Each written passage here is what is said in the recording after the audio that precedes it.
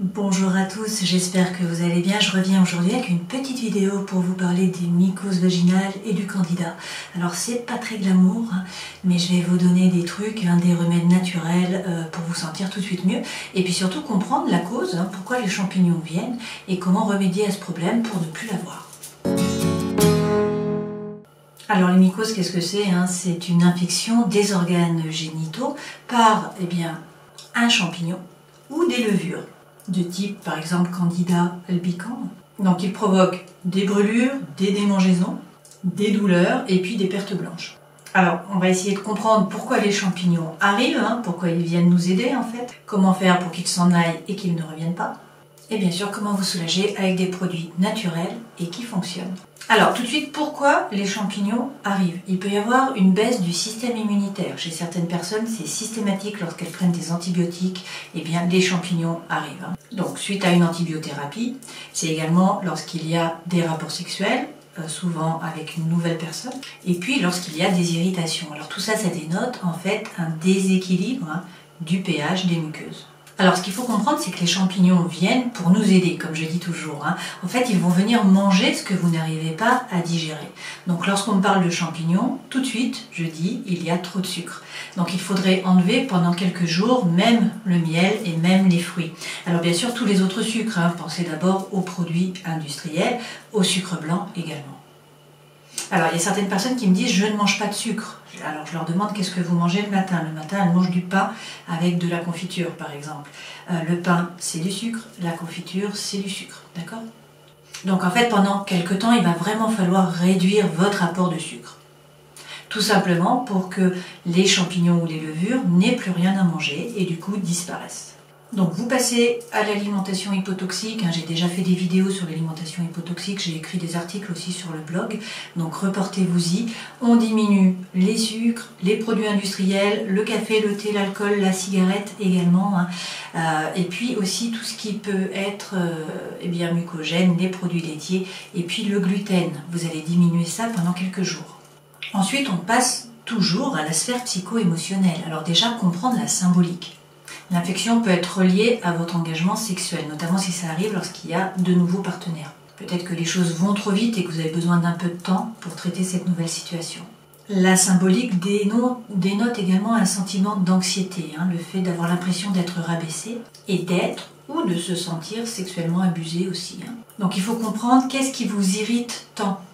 Vérifiez aussi l'aspect intérieur de votre sexualité qui est dérangé là et trouver la véritable cause de l'irritation physique et intérieure. Ensuite, moi je propose toujours de faire une cure de psyllium. Donc j'ai déjà fait une vidéo sur le psyllium.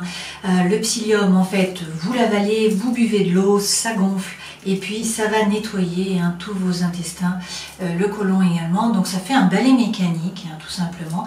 Vous ne le digérez pas puisque c'est de la cellulose, ça fait un mucus, donc ça protège, ce n'est pas du tout abrasif. Bien sûr, il faut prendre du psyllium qui est blond et non pas du psyllium qui est brun. Donc celui qui vient de Méditerranée n'est pas bon, il faut prendre celui qui vient d'Inde en fait. Donc reportez-vous à la vidéo que j'ai déjà faite et puis aux articles également que j'ai écrits sur le blog. Mais une petite cure de psyllium, c'est toujours bien. Dès que vous avez quelque chose, pensez au psyllium. Ensuite, vraiment là pour vous soulager, il y a l'huile de coco. L'huile de coco est vraiment extraordinaire. C'est un antifongique naturel. Vous pouvez l'avaler, donc vous pouvez la mettre sur votre peau. Bien sûr, vous la prenez bio, c'est toujours mieux. Et puis vous allez vous badigeonner vraiment avec l'huile de coco. Donc j'ai une consultante qui fait régulièrement des mycoses suite à l'antibiothérapie, dès qu'elle prend des antibiotiques. Donc en fait, dès qu'elle commence à prendre des antibiotiques, maintenant, elle se badigeonne avec l'huile de coco et du coup, les champignons ne se développent pas. Donc pensez-y, avant les rapports sexuels, après, voire pendant, bien sûr, pas si vous utilisez des préservatifs, puisque l'huile rend le préservatif poreux, donc l'objectif n'est pas de tomber enceinte. Vous pouvez aussi utiliser le bicarbonate. Le bicarbonate va fonctionner très très bien avec tous les champignons. Même lorsque vous en avez aux mains et que ça s'épluche un peu là l'été. Vous lavez avec du bicarbonate, vraiment c'est super. Pourquoi? Ça va changer le pH de la peau.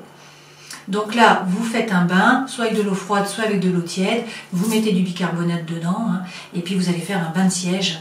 Ça va vraiment vous soulager. Donc vous mettez 1 à 2 cuillères à soupe de bicarbonate. N'hésitez pas, alors ce n'est pas à faire souvent, hein, mais dès que vous avez la problématique, il ne faut pas hésiter, vous mettez du bicarbonate, vous faites un bain de siège, et puis après, tout de suite, vous mettez de l'huile de coco. Alors moi, je ne suis pas pour mettre des ovules en interne d'huile essentielle.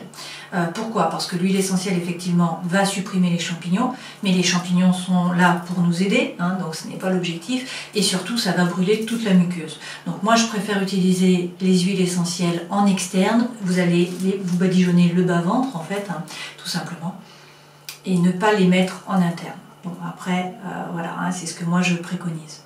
Donc en externe, dès qu'il y a quelque chose, hein, si vous avez de l'origan chez vous, l'origan compact, c'est vraiment ce qu'il y a de mieux, enfin moi je trouve. Hein. Alors c'est extrêmement fort, bien sûr, mais par contre c'est un antibiotique qui est naturel. Donc si vous avez de l'origan, vous mettez une goutte, par contre il faut le mettre dans 8 à 9 gouttes d'huile végétale. Hein. Donc vous prenez de l'huile de macadamia, l'huile de noyau d'abricot, l'huile de... n'importe quelle huile, hein, à la limite si vous n'avez pas d'huile, vous mettez de l'huile d'olive, voilà. Vous allez mettre une seule goutte d'origan dans 8 à 9 gouttes d'huile végétale. Et puis vous allez en fait vous faire un petit massage du bas-ventre. L'origan est vraiment un antibiotique qui est naturel, mais c'est extrêmement fort. Hein. Donc ne pas utiliser sur les enfants, et puis vous, surtout ne pas le mettre sans huile végétale, hein, sinon c'est vraiment dermocaustique, donc vous allez avoir des rougeurs, ça va vous brûler la peau. Hein. Sinon, vous pouvez utiliser du titri, du santal, du géranium par exemple. Hein. Vous mettez quelques gouttes pures et puis vous allez vous masser le bas-ventre. Dans ces cas-là, moi j'aime bien mélanger hein, les huiles, donc faire des synergies en fait. 1 plus 1 ne fait pas 2, hein. Ça fait 3. Donc ça crée de nouvelles propriétés. Ça, vous le faites plusieurs fois par jour, hein. Vous allez le faire 3-4 fois par jour. Ceci dit, vous allez voir tout de suite qu'en utilisant le bicarbonate et l'huile de coco, vous allez être tout de suite soulagé. Hein. Ça fonctionne vraiment très très bien. Et puis, ça signifie quand même que vous êtes trop acide, hein, il y a un déséquilibre du pH, donc bien sûr, il faut modifier l'alimentation, hein, il faut comprendre que ça vient vraiment de là.